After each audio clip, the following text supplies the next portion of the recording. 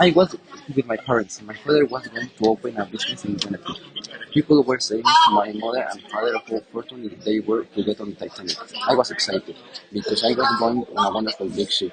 I had no fear or oppression or anything. She was very beautiful, luxurious beyond words.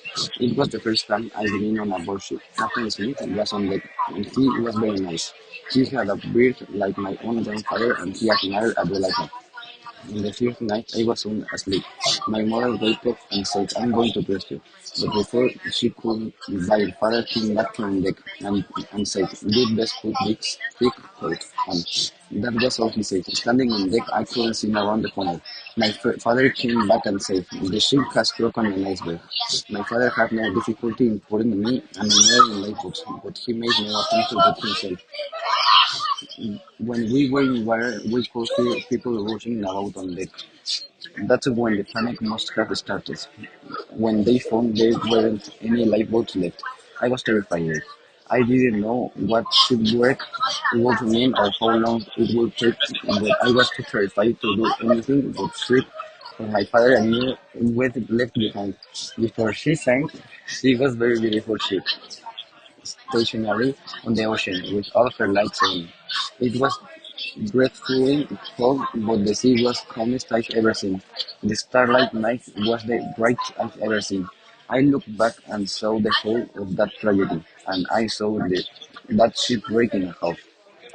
The front part went down and left the screen sticking up in horrifying fashion. It was enormous. It seemed to stick it up in the air for a long time, and then it gradually went down, turning over.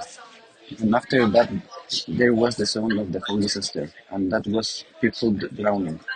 That is something you could never forget, and then dreadful silence that followed it. It seemed as if the whole world was standing still. It was discovered that my lifeboat was overcrowded, and the officer in charge of the boat decided he would get rid of his load by putting people in other boats. I got separated from my mother and didn't find her until the next day. The next day, the icebergs were like white sails in the distance, white yachts with the sun on them. They were very beautiful.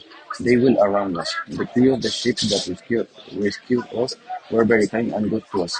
We were given clothes because I only got my clothes and a blanket around me. I had nightmares from the time it sank until I was 23. And so I wouldn't like to say I'm not frightened of the sea. I lost I lost a lot of her.